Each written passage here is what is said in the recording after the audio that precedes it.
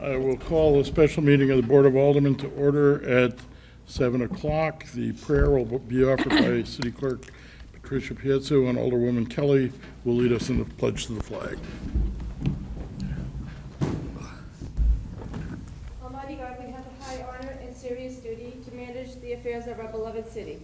Fill us, O God, with a spirit of unity and understanding, which enables us to face our multiple problems with a serene mind, with justice and charity for all, so that any and all decisions made by us will always be for the betterment and greater happiness of all our fellow citizens. So help us God. Amen. Amen. I pledge allegiance to the flag of the United States of America and to the republic for which it stands, one nation under God, indivisible, with liberty and justice for all.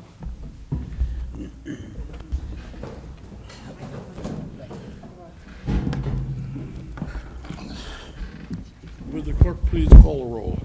Alderman Rochelle. Here. Alderman Gibbs. Here.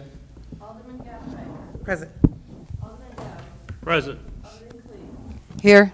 Alderman Moss. Here. Alderman Lopez. Here. Alderman Karen. Here. Alderwoman Kelly. Here. Alderman Jettie. Here. Alderwoman Melisi Gola. Present. Alderman Tenza. Present. Alderman Schmidt. Here. Alderman O'Brien. Present. Alderman McCarthy. Present. We have 15 members present. And would you take the roll of the... Tax Year Committee members, Judy Carlson. Here. Alderman McCarthy. Present. Lindsay Rinaldi. Alderwoman Melisi Gola. Present. Rich Lannon. Here. Mary Lou Blaisdell. Alderman Cleve. Here. Tracy Hall. Here. Tina Cassidy.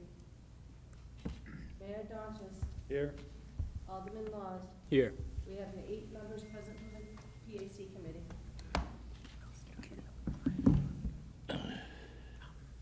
Also present is Mayor Donches.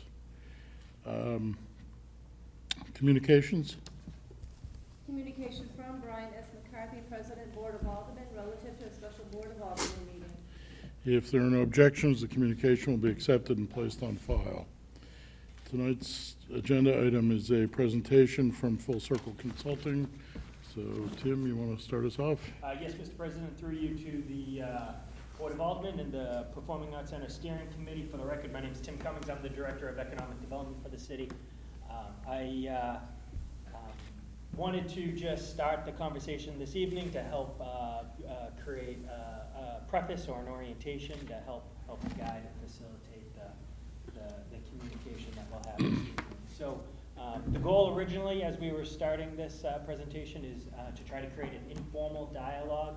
I know that doesn't really lend itself too well when you have this many people around the table, but we're trying to want to try to create a roundtable type discussion, try to keep it as casual as possible.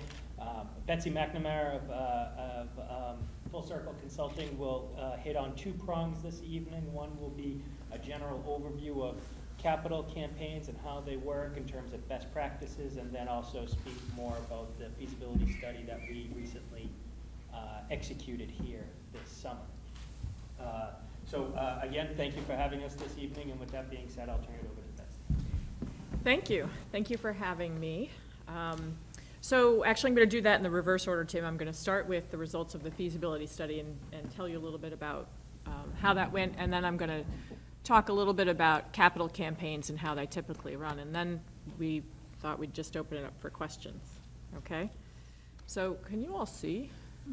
So I think the Board of Aldermen has received a report on this feasibility study. So this is right from the report that you already received, that the summary of the feasibility study is that the capital campaign work group has a high level of confidence that the project will secure approximately $6.5 million, and that's $4 million from new market tax credits and $2.5 million from a capital campaign that will encompass private charitable contributions, as well as contributions made to the project through New Hampshire Community Development Finance Authority tax credits. So the rest of my conversation is going to talk about the $2.5 million capital campaign. So the purpose of this feasibility study is to talk with members of the community that the capital campaign work group identified as people who are capable of making a gift to the capital campaign, perhaps hopefully interested in supporting the capital campaign, and are people that are known in the community and decision makers and influencers. So we wanted to learn from them, what is it about the Performing Arts Center that is particularly interesting to them, that might be particularly inspiring to them to make a charitable contribution, and then what are their concerns? Because when you go out to the community for a capital campaign, you'd like to know that in advance so that you can address some of those concerns and have some answers when people have questions. It was also to help us identify what is a capital campaign goal that we feel is feasible, and then to develop a capital campaign strategy. And I just want to be clear that a capital campaign, for those of you who do a lot of work with nonprofits, understand the annual fund. And I had one board member that I worked with once on a nonprofit say, the annual fund is just like housework, it's never done. So that's the fundraising you do year after year to support the programming ongoing, and it's often done through special events like 5K road races or dinners or things like that. That is not a capital campaign. A capital campaign is usually a time-limited project that has very specific outcomes and goals, and is funding very specific things such as a new building or an endowment that is going to be a big leap forward for the organization, or, as in the case of this entity, is going to help fund the startup of this Performing Arts Center. So what we found in going out, I met with, I had 23 interviews, I and my colleague Amy Lockwood from Full Circle Consulting. We had 23 interviews in total and talked with a total of 30 people, business people, people from downtown, people active in the community. And what was most exciting is probably the same reason why people in this room are excited about the Performing Arts Center, that people are excited about live performances in downtown, really excited about having a place where they can just come downtown, go out to eat, and then go to a live performance.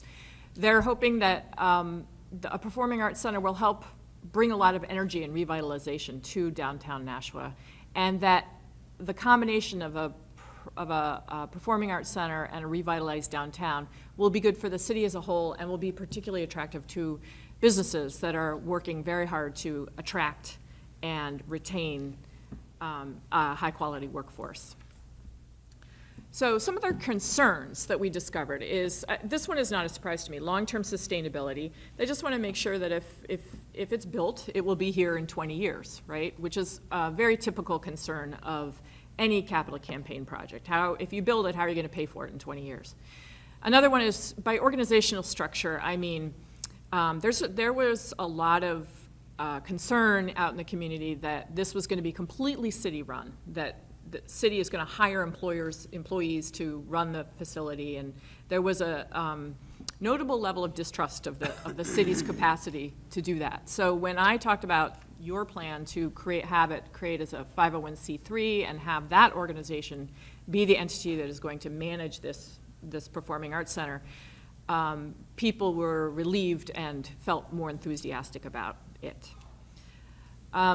The third one was parking, and that I would divide into two things in terms of concerns. One is that there's a perception that there's not enough parking in downtown, and I think so that's some marketing on the part of the Performing Arts Center, that in reality, people who are coming downtown or to a place for a several-hour kind of night out are more willing to walk 5 to 7 minutes from a parking garage than maybe you are if you're just trying to hit a store and run in and run out. But the other one was something I didn't anticipate, which was there's a perception that the parking garages are not safe. So as a result, people said, sure, there's parking, but I wouldn't park there. So I think that's something very tangible that can be fixed. It's not obviously a capital campaign thing, but that's for you to know that that's an issue. And then finally, there were questions about the retail space. What is going to go in there? And this could be because I simply described it as retail space, and most people jumped to the conclusion that it was going to be a clothing store or something like that, and expressed concern that we wouldn't, whoever is bringing in that business to take that first floor space would not be able to secure a good enough, that it would be empty space is the concern. So I think the sooner we can figure that out, the better. So I'm going to move away from the feasibility study now and talk about campaign strategy and timeline, unless anybody has any questions before I proceed. Okay. So a campaign typically has very specific phases. And I should tell you, I probably should have done an introduction in the beginning of my background. I've been in development in New Hampshire for 30 years, both as a staff person and then for the past 15 as a consultant. And as a consultant, I've worked on, well, between my staff and consultant roles, I've worked on at least 15 capital campaigns around northern New England, and they range in size from $500,000 to $5 million. So this is not Dartmouth or UCLA's $300 billion campaign. These are community-based nonprofits that are working with Full Circle Consulting to help, so that we can help them manage their relatively smaller capital campaigns. So through that, I've come to recognize that there are very distinct phases, and also there's a lot of literature and practice out there that backs up our experience. So the first phase I would describe as campaign readiness, and this can take anywhere from a few months to 5 years, depending on the organization. And this is really about, is the organization, this is about pulling together your why, which is the case statement. Why is this project worthy of charitable support? Why should donors be interested and invested in this? What about it is going to be exciting to them? So that's our case for support. We describe it. This, I think all of you have seen this, haven't you? Mm-hmm. Okay. So this is one part of it. We have additional materials that answer questions, and we'll continue to tweak those as they go forward, but this is more of our standard, what we hope is an inspirational piece. This is also when we pull together our capital campaign committee of volunteers in the community who are willing to ask for contributions from their peers and colleagues and neighbors, and help with events around the fundraising. And this is also when we identify prospective donors. And typically, so what's different about this from a nonprofit that has a history, say, like an organization that's been around for 30 years, is that those organizations have a donor base. So they have a list of people that they know have given to them before, and that they can probably go and start. So here it's even a little more difficult, in that we need to identify people who are interested in the Performing Arts Center, and then really engage them as to their interest to give. Then there is what's called the lead gift phase, and I'm going to attach some numbers to these definitions in a moment. So this is really when we are asking a small number of people who will give, probably, if all goes according to plan, and best laid plans, but what will probably happen is that a small number of people will give the majority of the money needed for the capital campaign. And this is quite typical. When I started my career in fundraising, it was, the rule of thumb was that 80% of your money is going to come from 20% of your donors. And I've talked about that in front of a lot of groups, and I've had a number of business people say, that's the kind of thing that happens with some businesses as well, that 80% of your income could come from 20% of your clients or customers. So that has changed in the 30 years I've been in the field. It's now closer to 95 of the money from 5% of the donors. So philanthropy is seeing what the United States is seeing as a whole, which is the increased disparity in wealth distribution.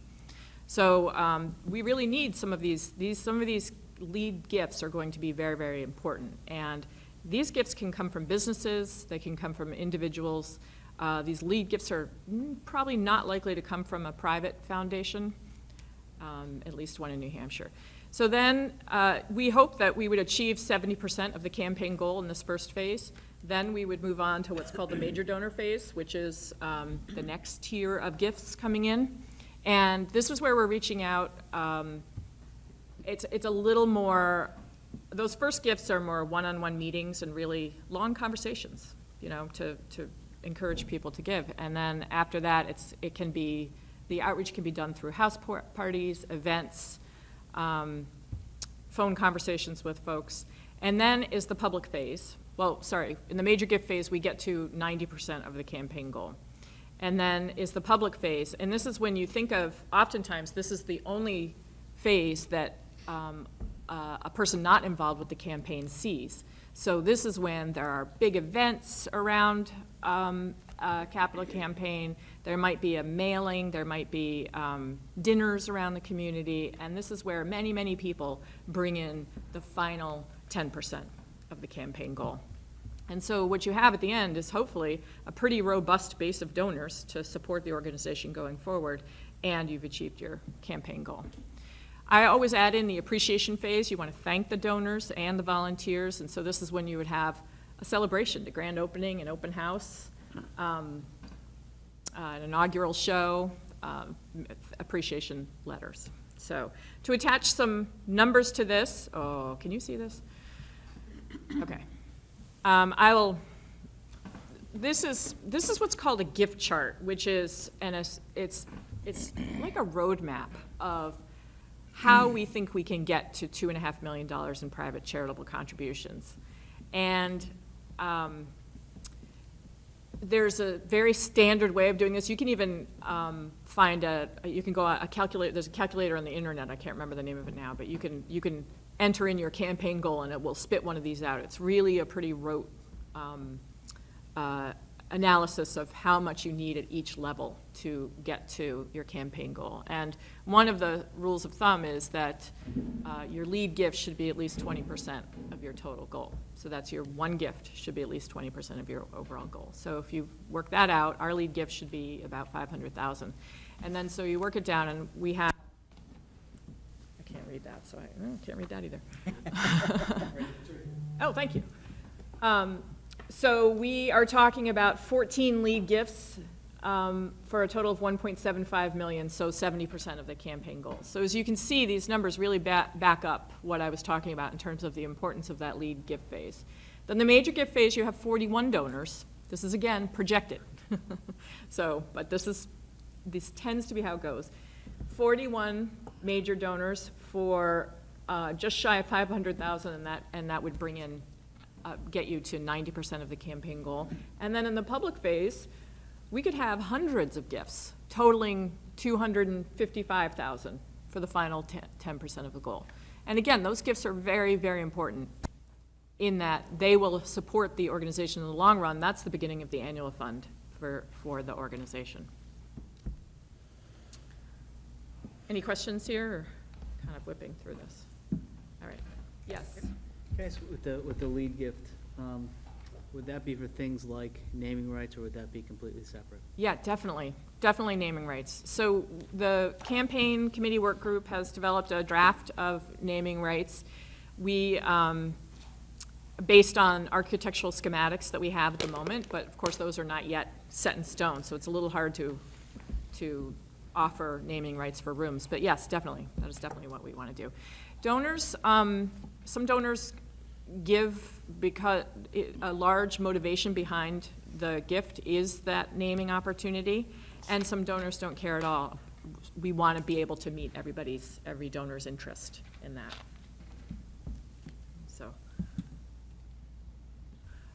So this is a timeline that goes a little bit more into the weeds because it shows that we're now in, we're in Q4 of 2018. So this is when we've almost completed campaign readiness. The new market tax credits are happening. CDFA tax credits, we hope that process will start in the second quarter of 2019. And then it just outlines when we think everything will happen. Does everybody know the difference between new market tax credits and New Hampshire CDFA tax credits? Okay, so I can speak to CDFA tax credits, which is the New Hampshire Community Development Finance Authority has the right to, has been given, I think it's $5 million a year from the legislature, has been given the ability to award tax credits that support a nonprofit project, and a business may purchase those tax credits, and its money is directed to the nonprofit, and then the business is able to write off the corresponding amount that they gave from their business, New Hampshire business profits tax, insurance tax, business enterprise tax. So it's a really nice additional, I think of it as a toolkit, another, tool in my toolkit as we go out and speak with businesses about contributing to a capital campaign. So, and yes, Tim. And so relative to new market tax credits, we have a separate tax credit consultant working with us who will be presenting to you on November 8th, explicitly on the new market tax credit program. It's very similar to the New Hampshire federal CDFA program. New market tax credits is a federal program, and we would be looking to access that program in a separate but similar endeavor. And I would say that one notable difference in terms of where I sit in terms of philanthropy is that New Hampshire businesses, because the New Hampshire CDFA tax credit is New Hampshire, supports New Hampshire nonprofits, they really tend to consider it as part of their philanthropy. So C&S Wholesalers, I think it's the biggest, one of the biggest businesses in the state. It's based in Keene. They really focus on Keene and hunger, which makes sense for an entity that is focused on groceries and is based in Keene. So they really use it as part of their philanthropy, whereas I would say the new market tax credits, it's really more transactional. It's much more of a... Yes, to follow up on that, it is very transactional, and it's a federal program, and the largest purchaser, it will not necessarily be, not even in New Hampshire, but within New England. It's, actually, the largest purchaser of new market tax credits is U.S. Bank. So that's just some background. And I'm finding that... Go ahead. Can I just ask a question about the tax credits? Are those competitive? I mean, especially the New Hampshire, are businesses guaranteed to, if they want to donate to the Performing Arts Center, get those tax credit, or is there a process? For CDFA? Either. Both. Okay. There's so we have to, the process for New Hampshire CDFA is we have to apply to New Hampshire CDFA. It's quite competitive. So there's a whole application process, and they make a decision, we'll know in June. I've worked on a number of campaigns, especially the arts, that have done well because they see the connection between economic development and arts. That they connect the dots to the creative economy that this kind of thing would bring in. I can't guarantee it, but I think it's a really good option. And similarly, if I may, just relative to the new market tax credits, it is an application process. It's very competitive. The feedback we've gotten as we've been working through this is a very good project. You apply to what's called a CDE, a community development entity. These community development entities are throughout the entire country. Our application can go throughout the entire country, and based off of available credit and applications, it's a competitive process for receiving an award or an allotment. We are focusing on an area that is a census delineated tract, that is a low to moderate income tract, that I know that folks within the community development world are very interested in seeing economic and community development occur within. So there's some cautiously optimistic folks that believe that this is a very good project to receive a new market tax credit. Alderman Lopez? Did you, when you were interviewing people, did you speak to any other nonprofits that might be using similar programs like CDFA or New Market? One of the questions I asked everybody that I interviewed is if they know of any nonprofits that are starting a campaign that might compete with this, and there were none that bubbled up that people know of. That's not to say that nonprofits might not be planning something, but there are none that people knew of. So I don't. But I will say, you can, New Hampshire nonprofits can and often do apply for CDFA tax credits independent of a capital campaign. So the CDFA tax credit award might fund their entire project. So there could be competition. Sometimes CDFA likes to do 1 or 2 or 3 CDFA tax credit awards in the same community because they see them as leveraging each other. Okay. So So I wanted to talk a little bit about what are the different roles and responsibilities in a capital campaign. So sometimes I'm hired as a consultant and people think, oh, phew, she's going to take care of it. We're all set. We'll check that off our list. So the people on the capital campaign work group that I've been working with, no, that's not true. So as a campaign consultant, well, let's start with this. So the campaign committee, which is a group that we're recruiting now, I'd like, I think we'd like, 10 to 15 connected, people who are connected in the community, who are passionate about this project, who are fearless about talking it up in the community, and to people who are willing and able to make a gift, particularly in the beginning, a large gift to this. So people on the campaign committee need to make a gift to the best of their own ability, and those folks have already been asked, and they are in process. Well, many of the folks have been asked. They will help to identify prospective donors, and we really hope that they will work, it's not just a matter of giving us great names, it's a matter of, and I know them and I'll call them and set up an appointment for 2 of us from the committee to go and meet with them. They'll work with me on campaign strategy, and then they'll lend their name to the effort, which is particularly important, I think, in this campaign. And then this is a working group. This is every other week meetings for an hour, and then work in between to do follow-up. So campaign counsel, that's me. So I help to devise strategy. I work with the committee to identify prospective donors. I don't obviously know donors in every part of every community that I work in, but I know how to ask the right questions, I think, to help people come up with the right names. I support the campaign committee. I really staff it, particularly in an entity like this that doesn't have its own staff.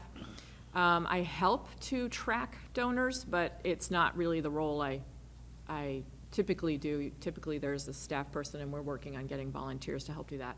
And then I just added keep things on track. I really follow up on people and make sure people are doing what they said they'd do.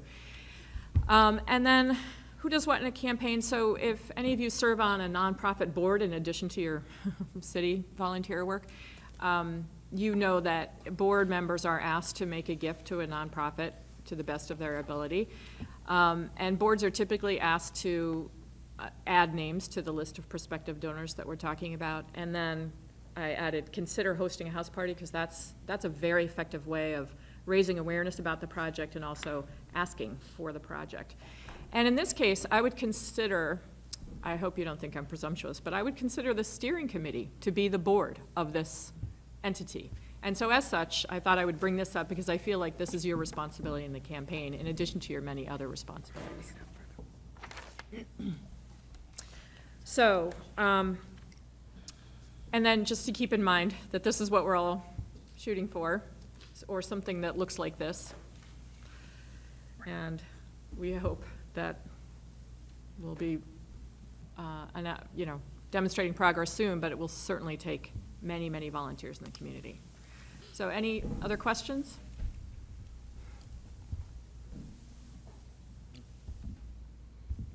I asked Tracy to say a few words as well. So thank you for providing the opportunity for us all to get together and talk about this.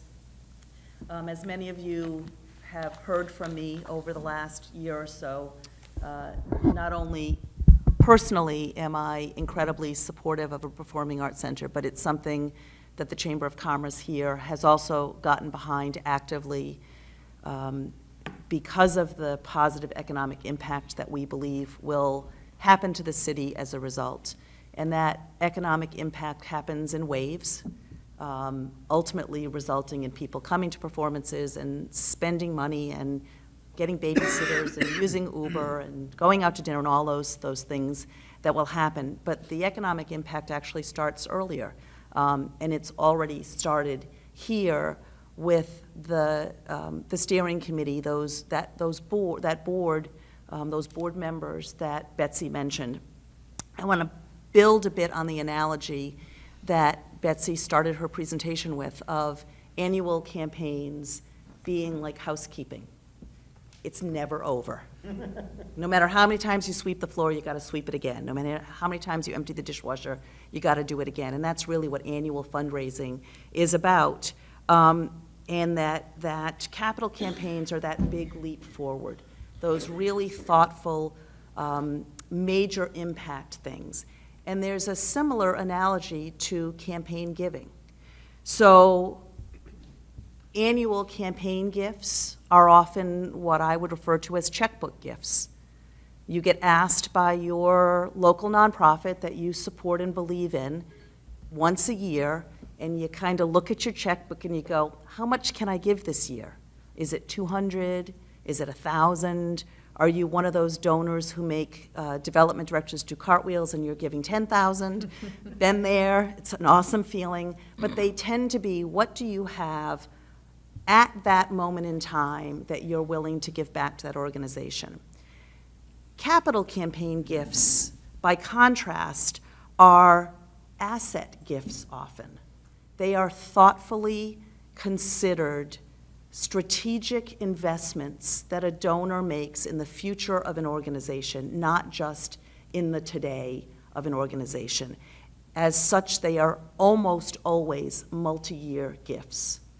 So someone who might be able to give, I'm going to use big numbers because they make me happy, a $10,000 gift to an organization thinks about it and says, and I can make that gift every year for the next 5 years. I consider this project so worthy of my support that I'm going to place this campaign above all of the other giving that I'm doing in the community for that time-limited amount of time that is the capital campaign. Gifts of stock are common in a capital campaign. Someone owns appreciated stock and they donate those shares to the campaign as their gift. I've seen gifts of life insurance, although those can be iffy and I don't see them as often. But it's really, you can't count on those. But they're truly asset types of gifts as opposed to checkbook gifts. Planned out multi-year commitments. Several members of the steering committee have already stepped up and made those gifts. One of the things that's important, I know Betsy's used the word big, I pointed to $10,000 gifts, but I want to make it clear that's contextual, and I didn't say that word right, but you all get what I mean. You know, for some people, a commitment of $500 a year is a true stretch gift. It means they may not be able to give in other areas that they traditionally would for that period of time. And for other people, that's $50,000 a year. You know, they are able to make that commitment at that level, and that's a stretch for them. So that's the kind of giving that we look for. I don't want to put anyone necessarily on the spot and let you all know who has or has not given. So the campaign committee actually has not yet seen the final pledge form in all of its glory and beauty. I'm going to hand that out because I think it is important as we go out into the community and we ask our peers for their support that we make our own commitment first and foremost. And I will say, and everyone else, I won't tell who has and hasn't, so you may get a form if you've already given. We know you've already given. I do want to say I have made my gift. And it was a stretch gift for me at this time, but something that I believe strongly in. And I would encourage the other members of the steering committee, our board, to do so as well. So I'll get up and do that. You all know who you are. Trish. Didn't know you were getting me something. Thank you. Mr. Mayor. I've already done it. Alderman Malizia-Goya. Alderman McCarthy, may I ask a question? What was that? You missed me. There we go. Alderman Is Clee. on a steering committee? So, Beth, I'm sorry, I just wanted to ask one question. Have they set it up yet that we would be able to do an ongoing with a credit card, or is it still going to be? Thank you for asking that. So this is, I would describe a draft pledge form. We are working with, well, the work group is working with City Arts Nashua. Since this Performing Arts Center does not have its 501c3 nonprofit status yet, And in order to accept charitable contributions, it has to be by a 501c3.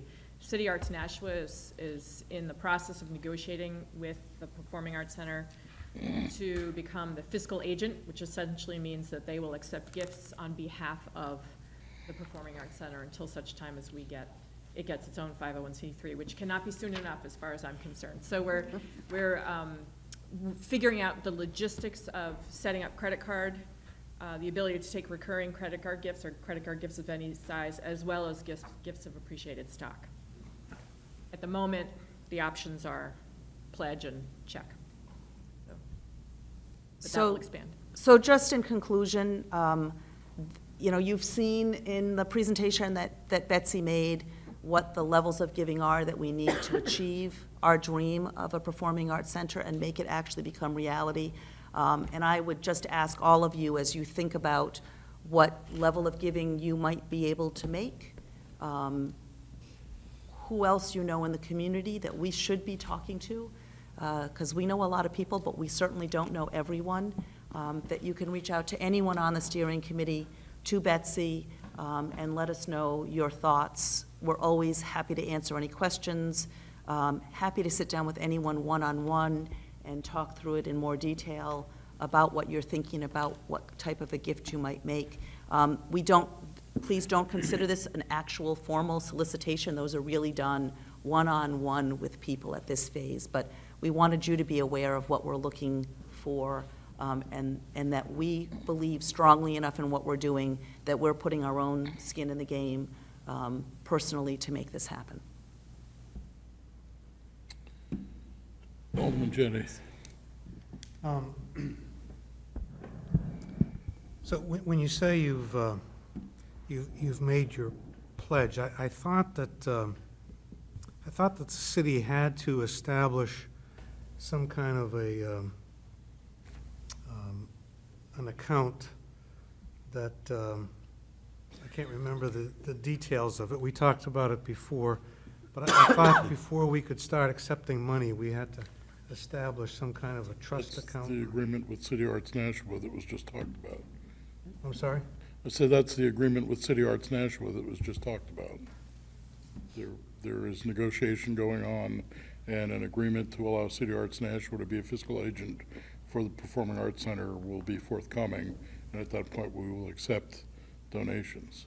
Remember, what was said was pledges, not necessarily that we've collected the checks already. Okay. Let me just clarify. There are some checks that have come in through City Arts Nashua. It's not, systems are not yet set up. So, yeah. Mr. Cummings? No, I don't think I need to elaborate any further. All I was going to just add is we're working diligently with City Arts Nashua. I wouldn't necessarily term it a negotiation. We're actually just working out the logistics of actually how certain internal processes will occur. You don't really actually understand all that goes into it until you actually start looking at it at a piece-by-piece type of process. City Arts Nashua has stepped up to the plate very early on, was very committed to this project, made this a central theme in one of their big events earlier in the year. We're looking now just to memorialize that conversation. We have internal city processes that we need to go through. One being getting the fiscal agent agreement approved by the Finance Committee. I'm working really hard to try to make a November 7th deadline, and unfortunately, if we don't make that deadline, the next time we can actually do that is the first meeting in December, which I think is December 5th. And so I have a lot of pressure on me by a lot of different folks to try to make that November 7th deadline, and I'm hoping to do that because that will be the last major hurdle that we have to actually moving that particular issue forward. Alderwoman Mosley-Golia? Yes. I don't know, Betsy, if this is for you or, excuse me, Director Cummings, or someone else around the table. You talked about, we're looking at 6.5K, 4 million from New Market tax credits, federal money, and 2.5 private, plus the New Hampshire Community Development Finance Authority.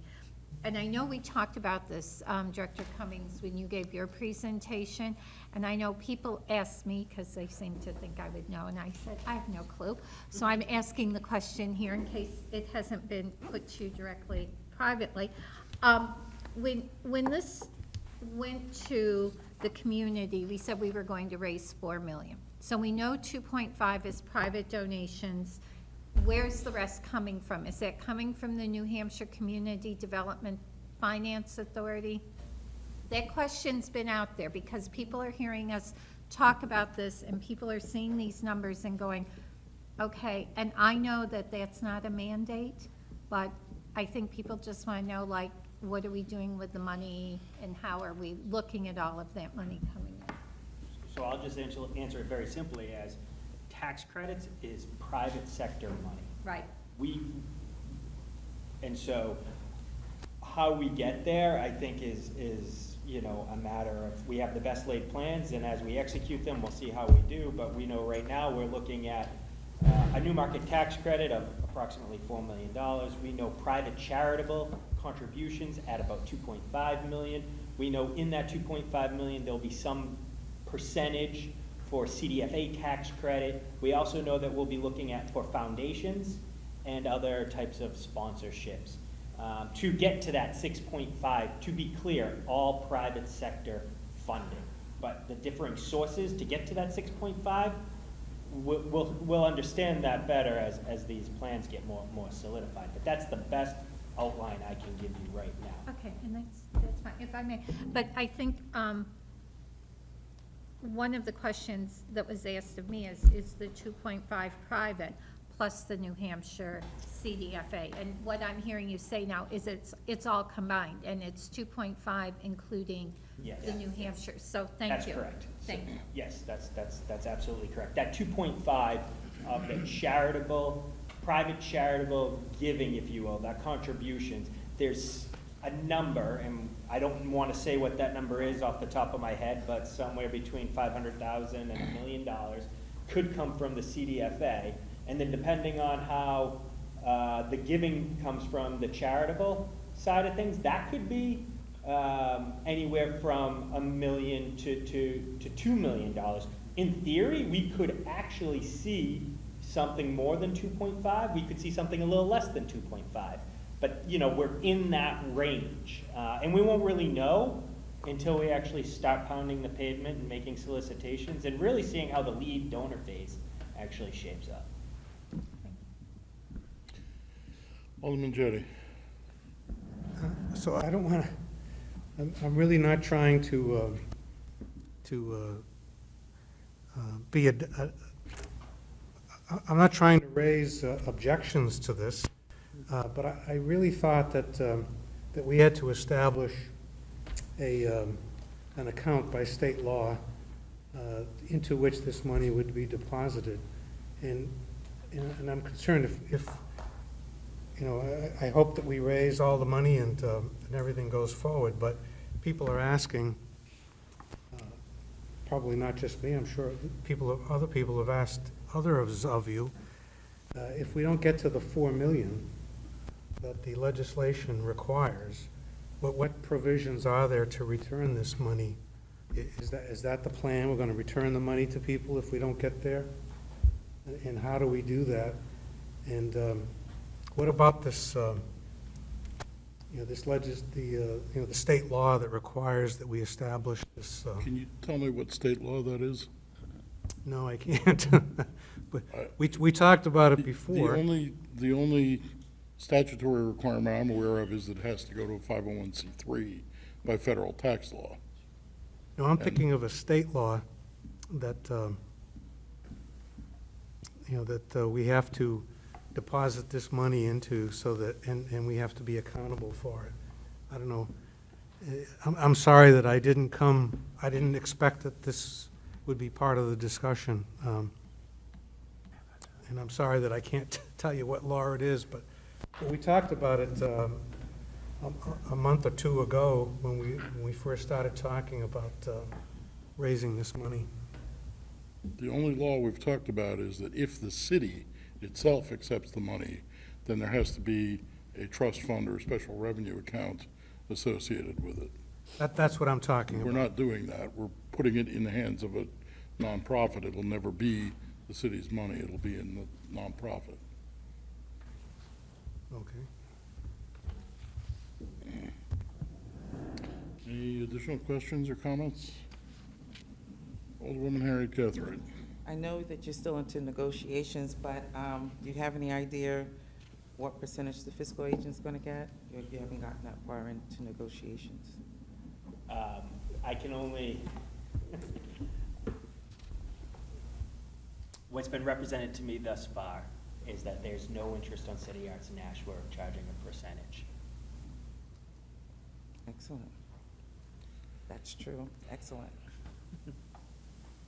Alderwoman Karen. Yes, thank you. Alderman Juddy asked a question concerning if the $4 million wasn't raised per legislation, what would happen? Do we have any idea? Are we anticipating that we'll get that money, considering some of this is federal and state grants, and those you have a lot of competition?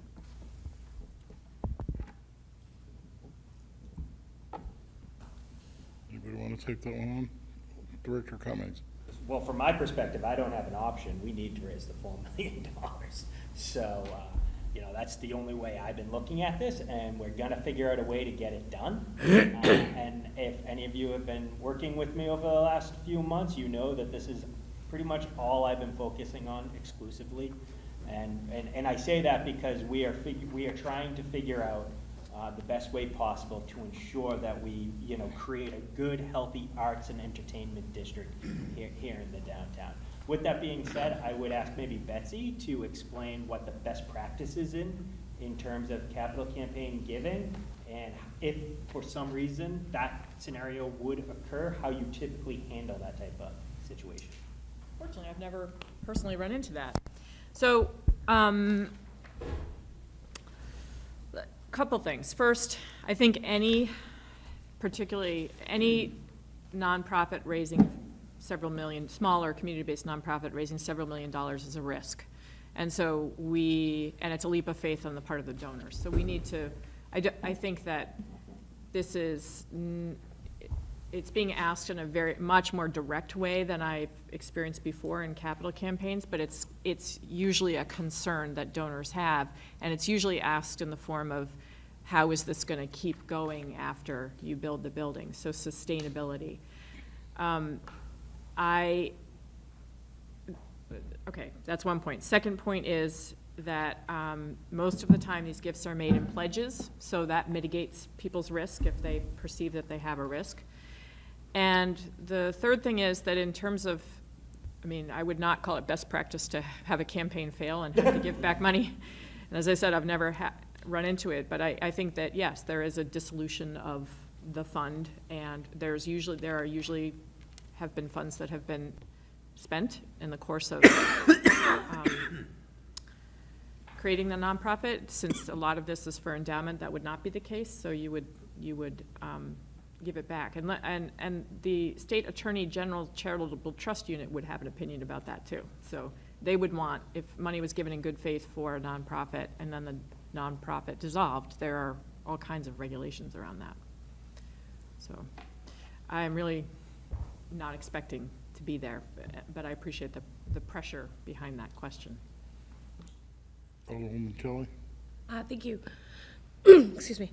I wanted to know, I know we're forming a nonprofit connected to the PAC. Will they take over being the fiscal agent once that's formed? Yes. They will be its own, it will be its own 501c3 entity. So we would no longer have a need for a fiscal agent. Can I follow up on that, please? I'm just wondering how long we anticipate before that 501c3 will be formed and able to do that. That's not my. So I'll just say that taking and forming the 501c3 is a relatively short order type process, and we're in the midst of currently doing that. In fact, that's work being done by our steering committee right now. Getting the designation for 501c3 status is a little bit longer of a conversation, which is a real critical element of that, and that can go anywhere from 6 months to a year. We'll immediately start on that process once we actually have the paperwork in order. And so we are working through this methodically, and that's kind of where we are through the process. Thank you. Any Does other everybody questions? know what just to ask, does everybody know what a 501c3 is? Okay. Additional questions? Thank you very much. I will ask if there's any, You know, I think we should just think for a moment about Squirrel Hill. You know, this was a terrible tragedy, and I have a kind of a connection there. My daughter lived in Squirrel Hill for a couple of summers when she was going to a ballet camp in Pittsburgh. Our Temple Beth Abraham was very, shaken up by this. The police department was very good in responding immediately to Temple Beth Abraham on the day of the shooting. And the crop walk took place there yesterday afternoon, and the police department was again very, very good about making sure that that was all covered and everybody understood that they were safe. We're fortunate, I think, and I know we all understand this, to be here, like working on this, a really nice project together, and hopefully a tragedy. And Squirrel Hill is a neighborhood it's like Nashua in many ways, kind of a middle-class neighborhood with a lot of good people who live there and very community-minded. And we're just fortunate to be here working on this project together. Hopefully a tragedy like this will never come to Nashua, but I think we should just count our blessings and be glad that we live in a community of peace and pray that we remain that way. And because this has just happened, I just thought it was appropriate to mention it. any remarks by members of the public? Remarks by members of the Board of Aldermen? Alderman Lopez. I just wanted to add to the mayor's comment, a thank you to the Nashua sign guys, because when you're a community that's trying to be resolute and trying to be positive in the wake of a tragedy, it really helps to have a bunch of guys show up with signs that say you're awesome. So I just wanted to add thank you to the sign guys. Other remarks? Alderman O'Brien. Thank you. I would like to give a special thank you to Ms. McNamara and Ms. Hatch for coming in and explaining this to us. I think it greatly helps. You mean It's a Mrs. project. Hall. Pardon? You mean Mrs. Hall? Excuse me, I forgot. Oh, and congratulations are in order. So I thank you. So excuse me, sorry, Tracy. But, there's a lot of confusion, but to me, this is a legacy project for us as aldermen. This is someday going to go down just like Greeley Park or something like that, that makes the city the quality place that we come to expect. And our involvement here is going to lead us into the future, so it's very good that we're working on that goal. Thank you. Anything else? Is there a motion? Alderwoman Wilshire. Motion to adjourn. Motion is to adjourn. All those in favor say aye. Aye. Opposed? And we are adjourned at 7:54.